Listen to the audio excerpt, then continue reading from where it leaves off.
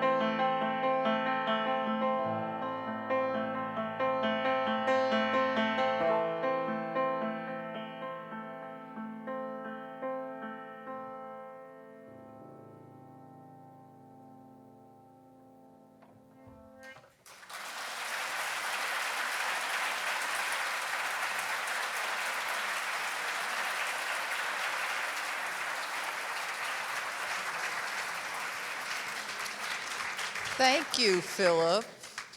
That was wonderful and Thank you. sets the mood for a wonderful evening. We have a lot of great things in store for you tonight. I'm going to tell you a little intro, and then we'll get to some music, and then we'll learn more about the opera. I'm Francesca Zambello. I'm happy to be back here at Works in Process, and many thanks to Mary Sharp Cronson and our friends at the Guggenheim for having us up here from the Washington National Opera at the Kennedy Center. I am here now as the artistic director of the Washington National Opera. I've been here before directing things, but I'm very excited that my colleague, Tazewell Thompson, noted director, is leading this opera. So just a word about the genesis of it from our point of view, and then we'll learn more about how it actually came into being as we go along. The opera had its first outing at the San Francisco Opera several seasons ago. And after I saw it and heard it there, it had a wonderful reception, but I knew that the composer and the librettist, noted playwright Christopher Hampton, would like another go at it. And that is truthfully often the case with operas, is that it takes more than one go to get it right. We only have to look back at Puccini 5 times around with Madame Butterfly, Rossini, God knows how many times he rewrote The Barber of Seville, and Verdi, as we know, rewrote something like Macbeth 4 different times. So, yeah, I know, can you imagine? You can, yeah. So I thought that Philip and Christopher would like to have another go, and also the synergy of being in Washington, our nation's capital, which is a stone's throw from Appomattox, where we are now looking at 150 years back to the Civil War, but also equally important, 50 years since the Voting Rights Act was passed. And I knew that they wanted to explore much more than just the Civil War and where it left us, but to look really to the time of Johnson and Martin Luther King. And Christopher actually had tried turning that into a play, so, which we'll get into more. But so basically, when I met with you guys 2 years ago or so, I said, let's have another go. And so now I am thrilled that we are presenting, I guess I'm calling it the revised world premiere, because there's a lot of new music in there. About half of it's new. About half of it's new. Okay, so it's like a world, Half a world premiere. half a world premiere. Anyway, we are doing it in Washington, November 14th through 22nd. And I think we'll talk more about the opera in a bit. I'd love for you to hear the idiom of it and to hear the music and to meet these incredible characters that Philip and Christopher have brought to life. And so I'm going to turn it over to my colleague Tazewell to introduce each of the numbers. We're going to hear numbers from the first act, which is set 150 years ago at the conclusion of the Civil War. And then the second act, we'll hear some of Life in the Oval Office with LBJ. I was told by Works in Process to try not to speak extempore and to keep my remarks very, very concise and short, and so I always do what I'm told. The prologue opens with Julia Grant. The Civil War is usually viewed through the eyes of its male protagonists, but the women alongside of the men, Julia Grant, Mary Custis Lee, Mary Todd Lincoln, played equally significant roles. Julia Grant in particular was a remarkable woman who supported her often weak and struggling husband through the worst of times, never for a moment losing faith in him. And she is the first voice that we hear in the opera. Following that, we will have the Lees. It is not widely known that Robert E. Lee was asked to command the forces of the North, but because he was a Virginian, he felt that he could not do that. He also felt very strongly that he wanted to have black men and women be a part of the Civil War in any way that they can. Black women serving as nurses or aides, and slaves to be a part of the army. So the first two pieces you will hear have to do with the more historical Civil War figures in the opera, Julia Grant and then Robert E. Lee. Philip, you want to add anything to that before we?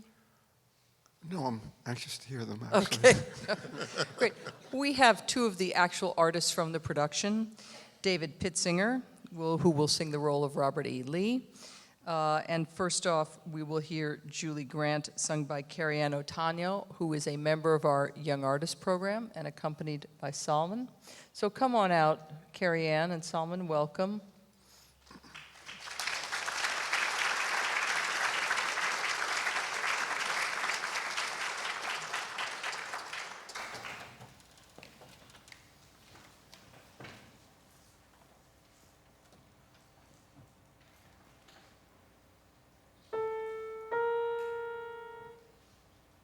The spring campaign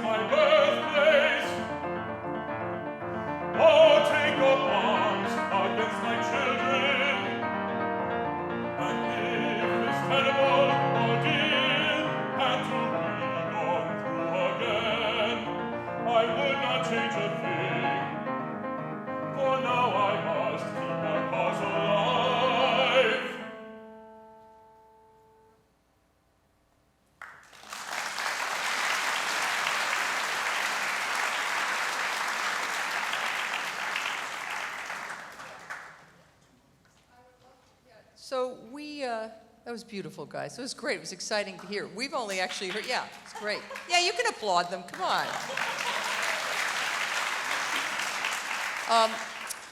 So those selections are from the first act, and then the second act, we enter into new terrain. And before we hear some of that music, I'd just love to get a sense of what happens in the second act before we hear these selections. The first act is 1865. The second act is 1965, and the parallels are amazing. Actually, the first act begins with Lincoln talking to Frederick Douglass, and the second act begins with LBJ talking to Martin Luther King, and they both ask the same question. They say, both presidents say, "What can I do for you in my new term?" And they both say, "We need the vote." 100 years.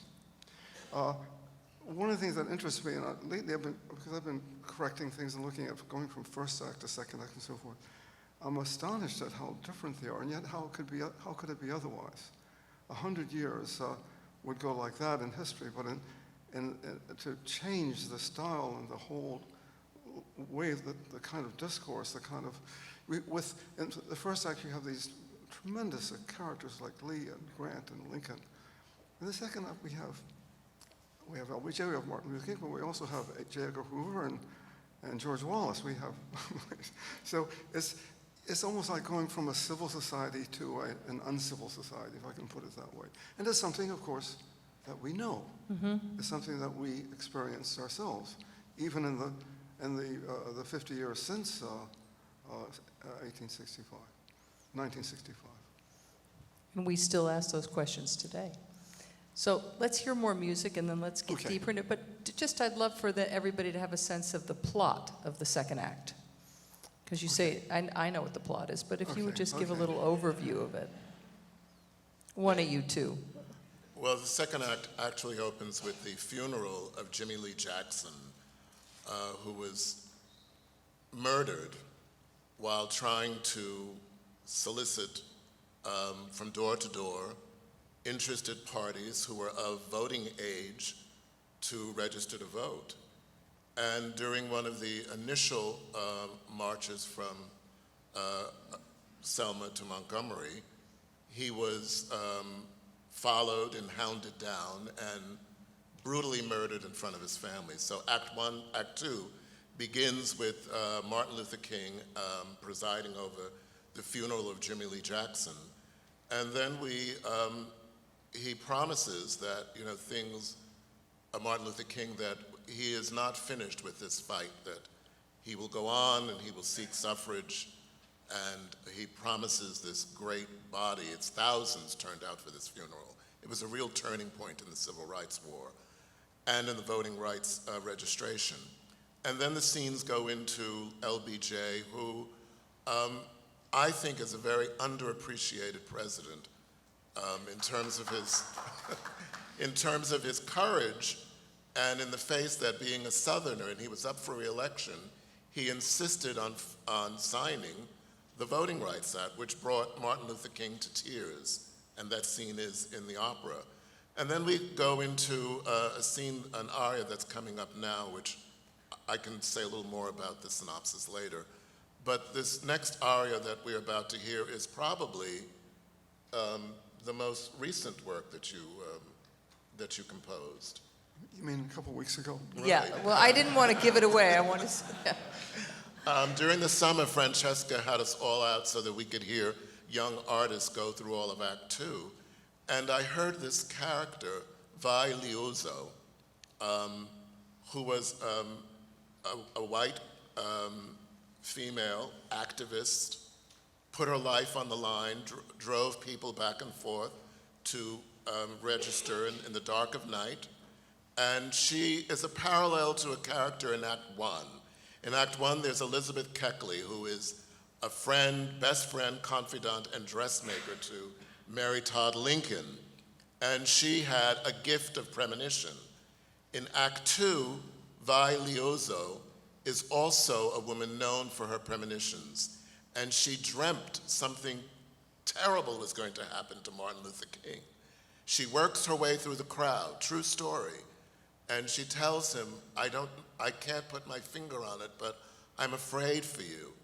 Please be careful. You're very important to the movement. You're very important to your family. But I fear something is going to happen to you. Now, Coretta Scott King is next to Martin Luther King, hearing this, and of course she pushes Vi Liosa out of the way.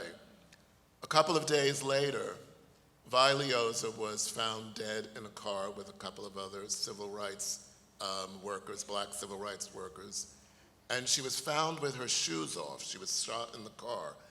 And they turned that story, because she had her shoes off, that she was probably starting to get undressed to have sex with the 3 black men who were in the car with her.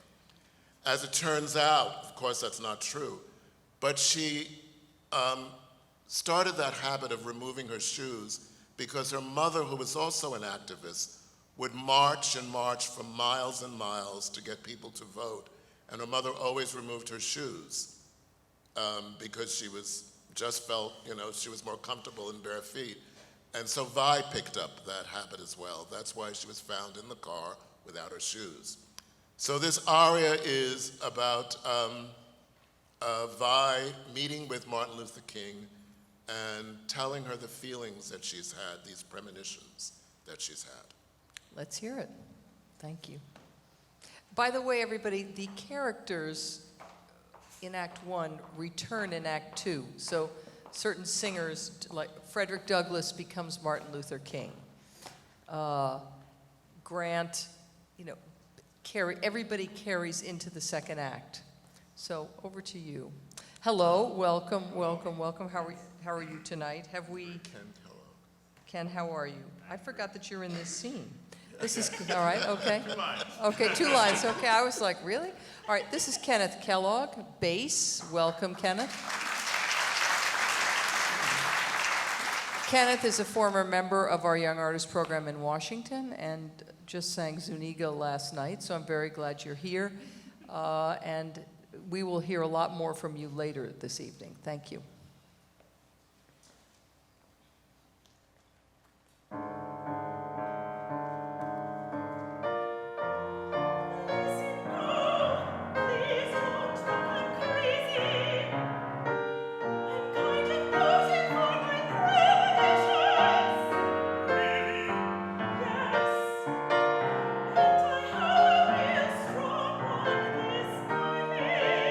So strong, I was happy.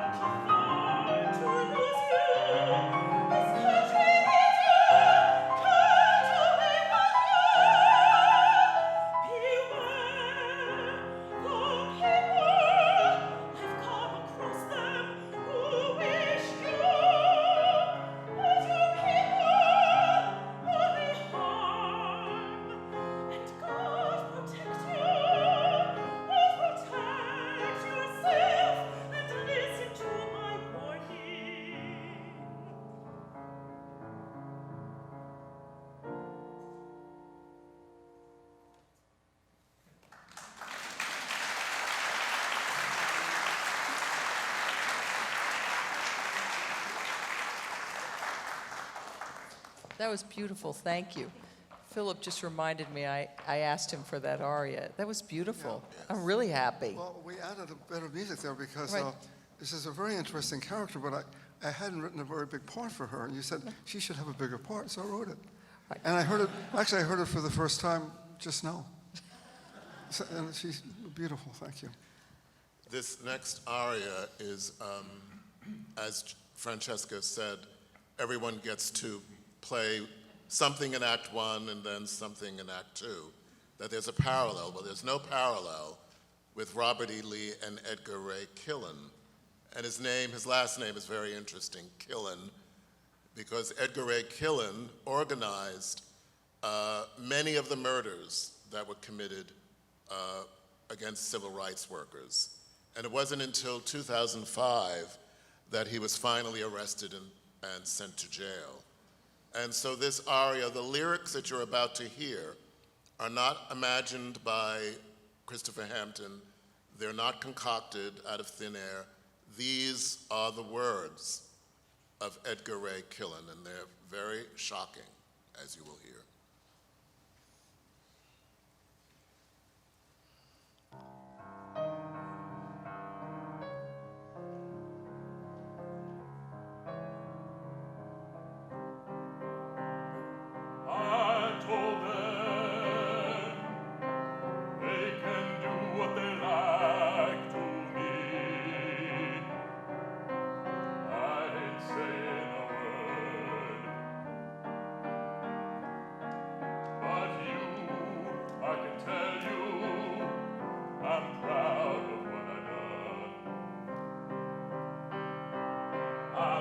Catholic preacher all my life, I'm well thought of by most everyone, a man of God. I've pastored churches all throughout this country for more than 50 years. I'm a good soldier, I do what I'm told. Get a call from the Imperial Wizard. He issues me an order number 4.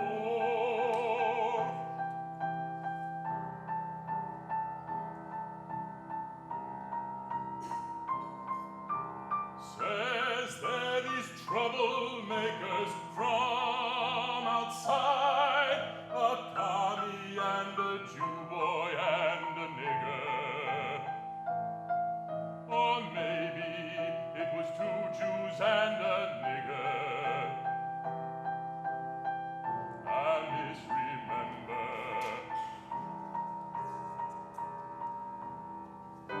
Scum of the earth, whichever way you cut it, civil rights workers.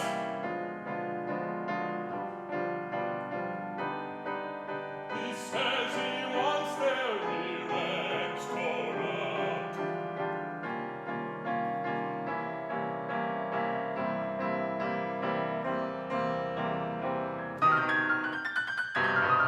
I call my guys and tell them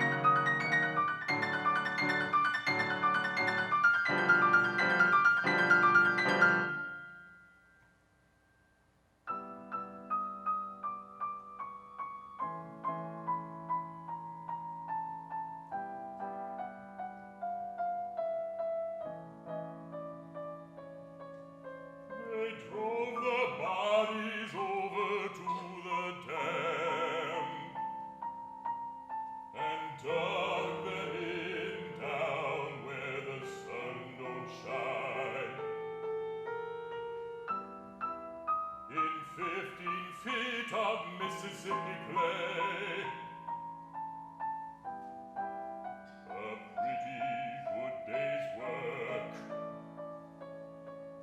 You didn't get no more trouble out of them. Sure, it was Father's Day, but that's okay. None of them was fathers. Oh no, the nigger was. But what the hell?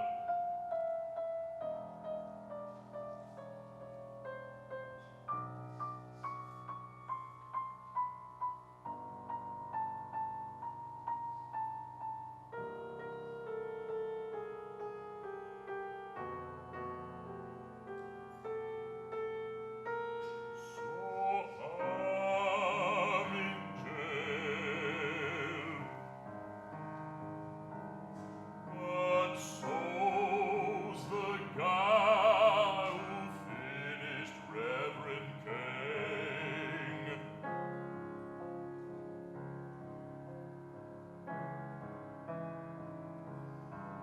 Now there's a man I'd like to shake by the hand.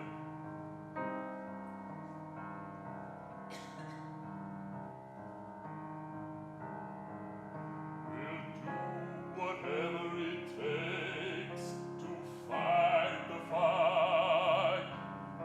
And every cause needs martyrs. Am I right?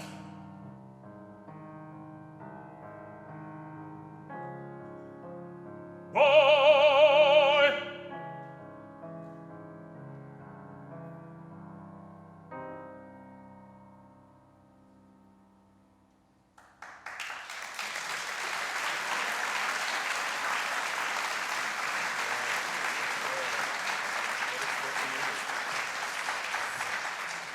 Whoa.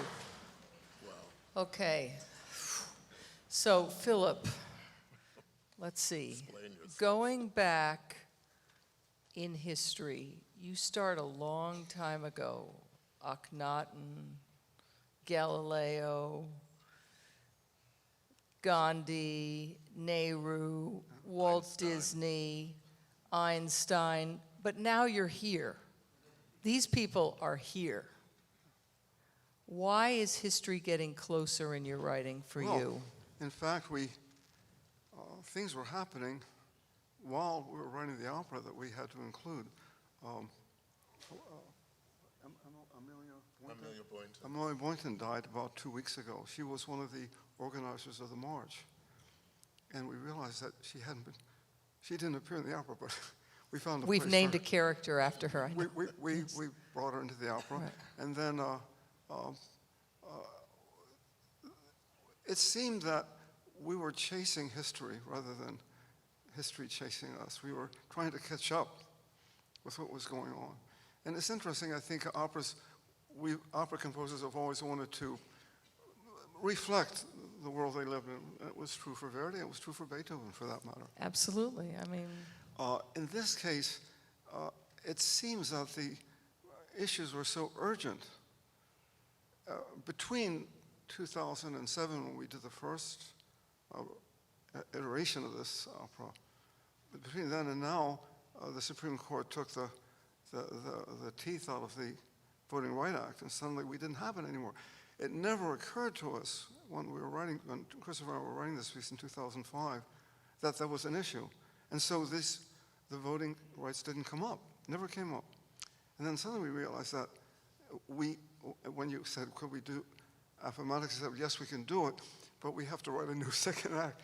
And I think you said, well, what do we need? I said, we need LBJ, we need Martin Luther King. We needed to bring the opera really up to date, and it's not really up to date until this event. I spoke to Christopher yesterday about, we're calling Act 1 1865 and Act 2 1965, but this is the epilogue, and he wants to call it 2015. I No know. problem for me.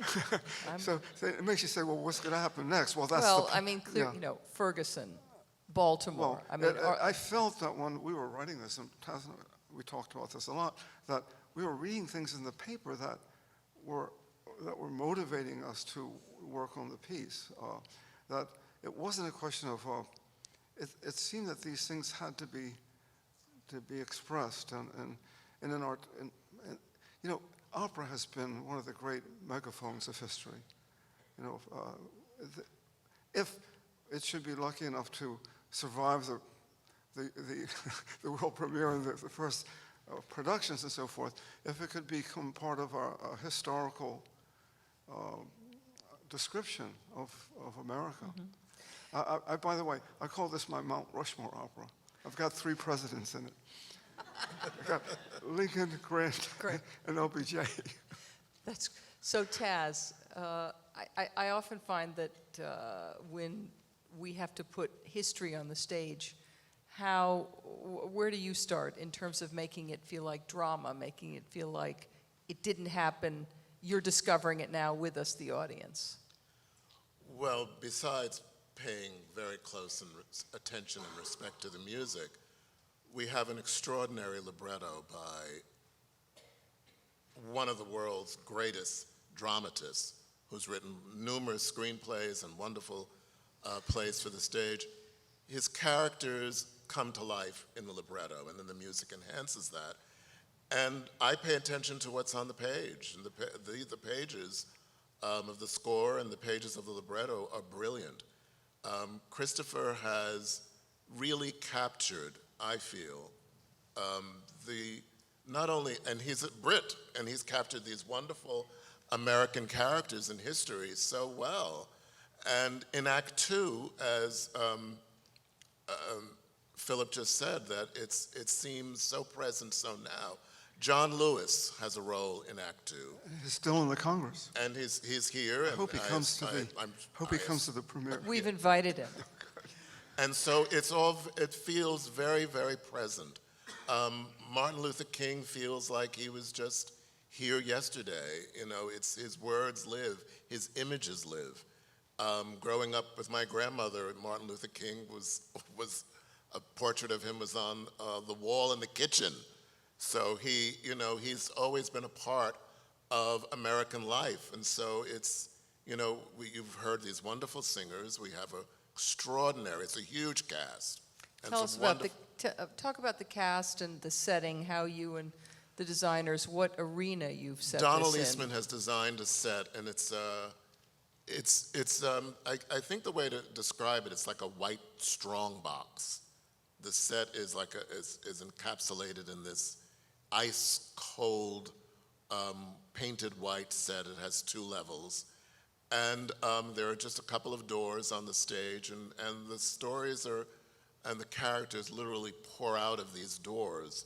And upstairs, there's the second level of the set. There's opportunities for characters to observe what's going on below, to be a part of it simultaneously when it calls for.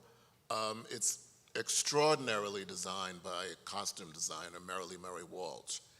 And because the opera was still in the works when I was brought on, and Marilee, the costume designer, was brought on, we've been discovering how we can, or finding out, exploring how we can make use of these double characters that appear in one act and then come on as somebody else in Act 2, how we can make that happen and tie it together so it's not just a costume parade of hoop skirts in Act 1 and skinny ties and sharp suits in Act 2.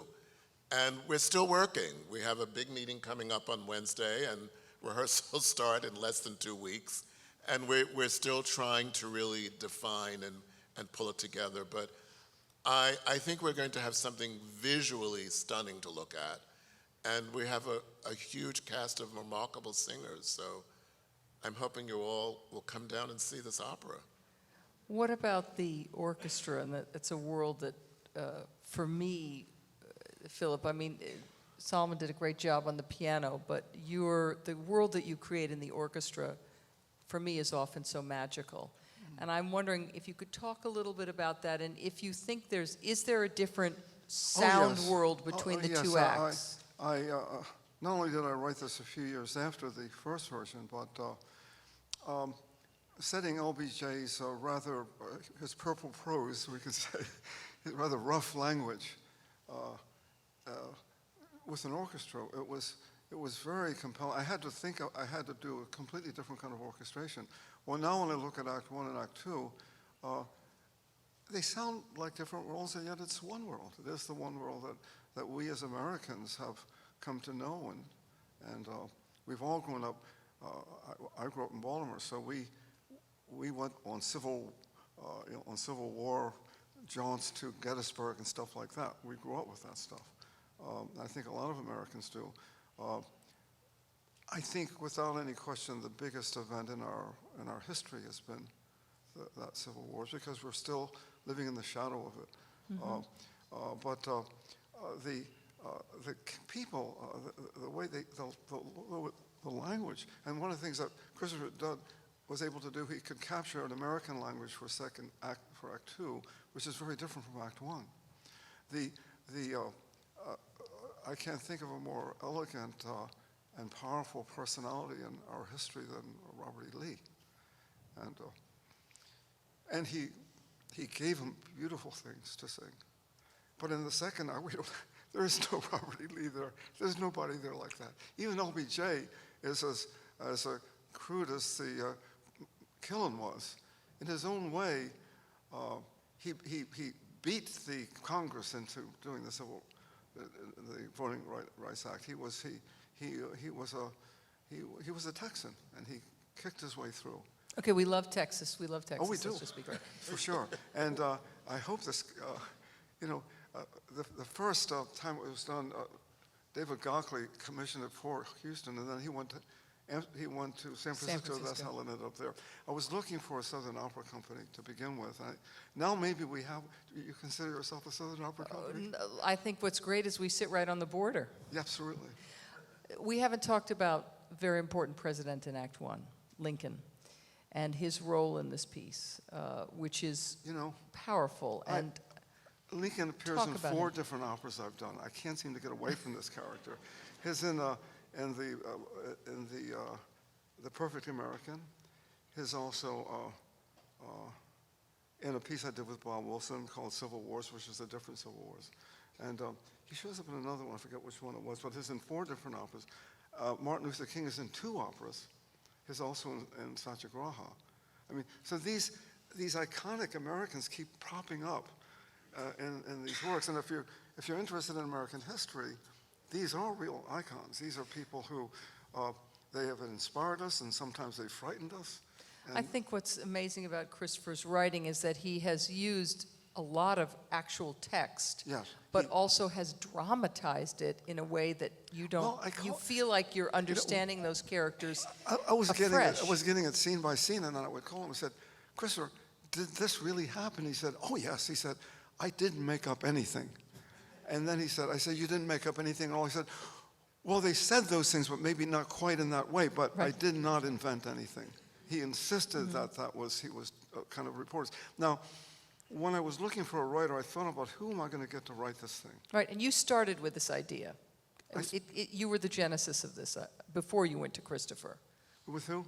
No, you had the idea of this opera. But I had to find someone to write, to be the writer.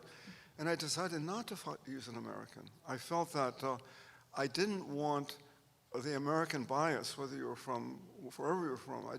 That it's almost impossible, having grown up in a border state, it's impossible to be free of that. I wanted to find someone, and I called him. I have done a couple operas with him before, and I said, "Christopher, would you like to do this piece about the Civil Wars?" He said, "Oh, I don't know anything about the Civil Wars." And 3 months later, he called me and said, "I know everything about the Civil Wars." He wrote the whole thing. And at one point, we were talking about Jimmy Lee Jackson, and I wanted a ballad, kind of like a Bob Dylan ballad in the opera, where the ballad tells a story, and the story would be the story of Jimmy Lee. And I said to Christopher, I said, do you think you could write a ballad, kind of like a Bobby Dylan ballad? He said, oh, yes. And when I got it, it really was that. He is an extremely clever and talented man. And he was able to bring to life these characters that are so different. Even the character of Killen at the end, when he says, the things he says at the end, well, every movement needs a martyr. I mean, he makes no apologies. And it's interesting that Christopher was not tempted to smooth anybody's feathers down. I feel that it was a lucky choice because he brought a kind of, well, you see, he didn't even know, he knew nothing about the Civil War until he began reading about it. And then after this, he was the one he did a play, and he was the one that brought in LBJ. And then when we spoke, I said, I've just seen this. Christopher has added this whole new chapter, and we have to put it in. It didn't take much to persuade you, however. No. The other thing about the two different presidents, in Act One, from the eyes of the black characters, in Act One, Lincoln is seen by the recently freed slaves as a god figure. And there is a big scene where Lincoln is crossing the stage, and this actually happened, where the slaves descended upon him and wanted to touch him and wanted to be blessed by him. Bow down. In Act Two, LBJ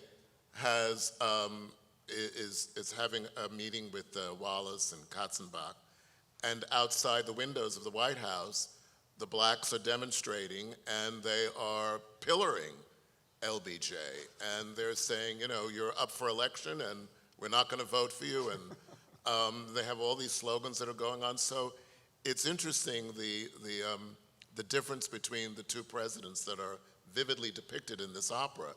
And then later on, in a couple of scenes later, LBJ, as Philip says, forces everyone to really confront this issue, and he signs the voting rights registration. Martin Luther King sees this happen on television, and he's sobbing. Let me add something to that. He also, in one of the places we were singing, he talks about being a school teacher in a little college.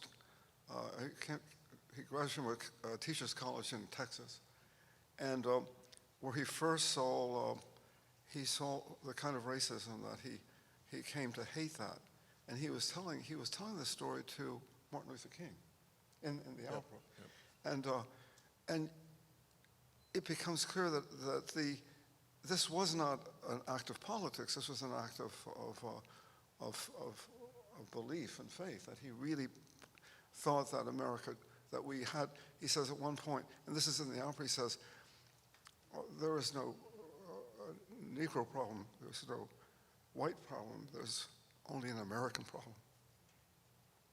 And he actually said that, and now he sings it. That feels like a segue. Yes. Let's bring on Martin Luther Our King. final aria, and it's beautifully composed, and the lyrics are stunning, and it's Martin Luther King speaking on the back of a flat-end truck to a crowd after the Voting Rights Act has been passed. Thank you. Welcome, Kenneth.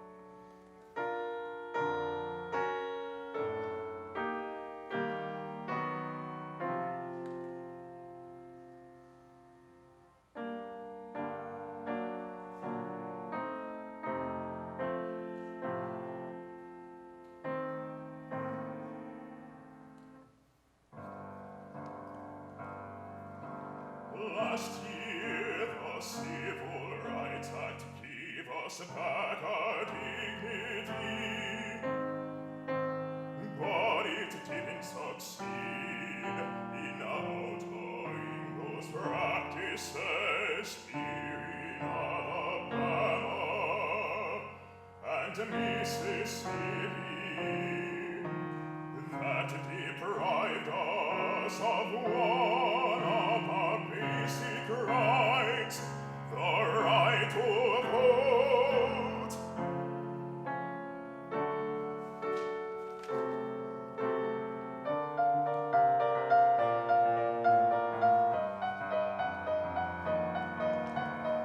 Last month, a young man named Jimmy Lee Jackson, a deacon of a church in Marion, was callously and viciously cut down as he petitioned with his family to win that right.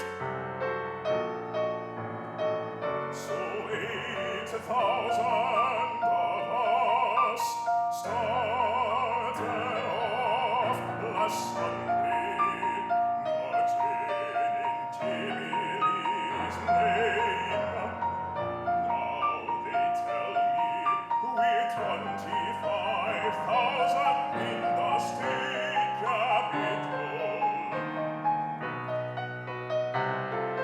to press our claims and say to Governor Wallace, who may be watching us from Santa Quinto, in God's name understand it's time to take the rotting corpse of segregation and bury it alongside Jimmy Lee.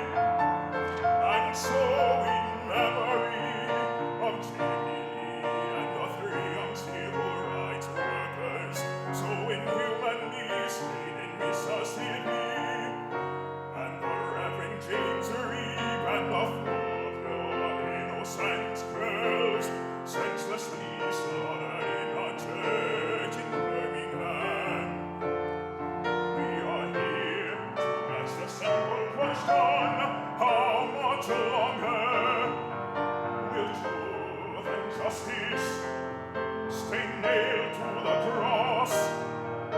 The time has come to set them free. The time has come at last, for the truth will not forever be denied.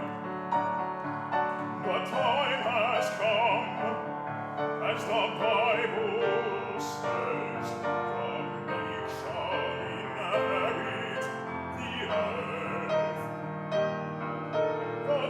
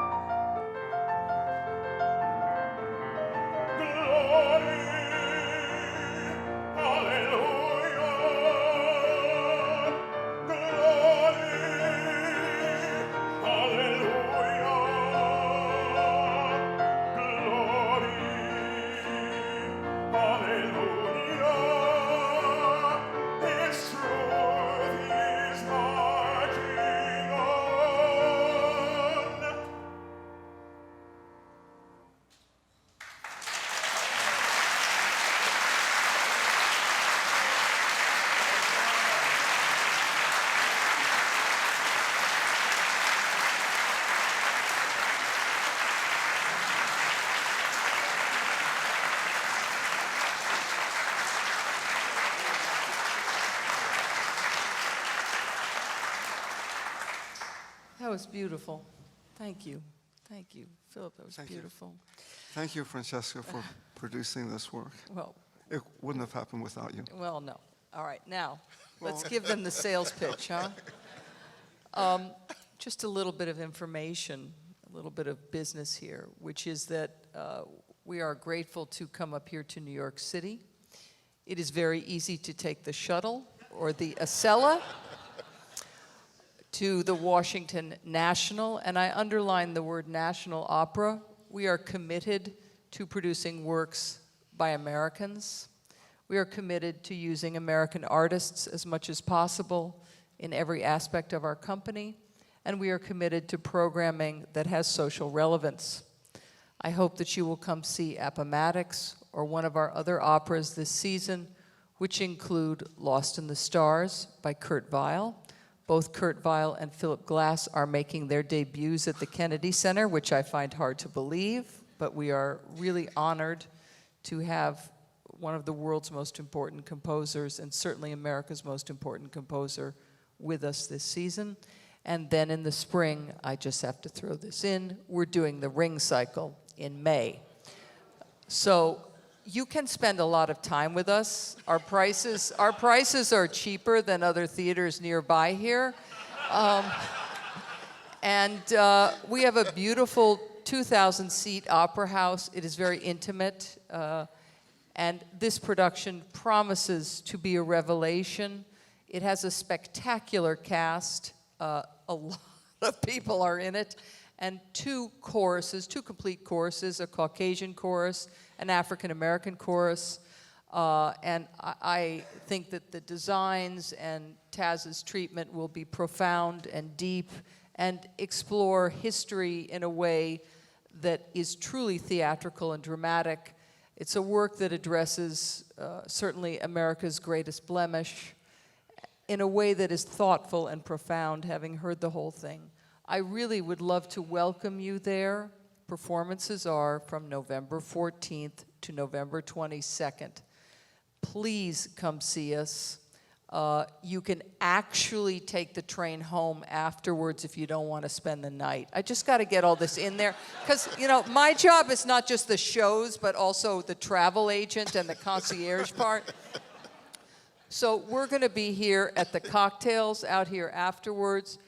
Either myself or some of my staff who are here this evening, Colin and Andrew, stand up back there. We want to sell tickets, all right, and tell you about, okay.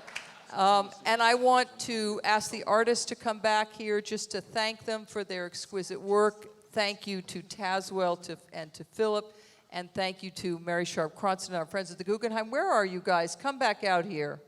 Where are you?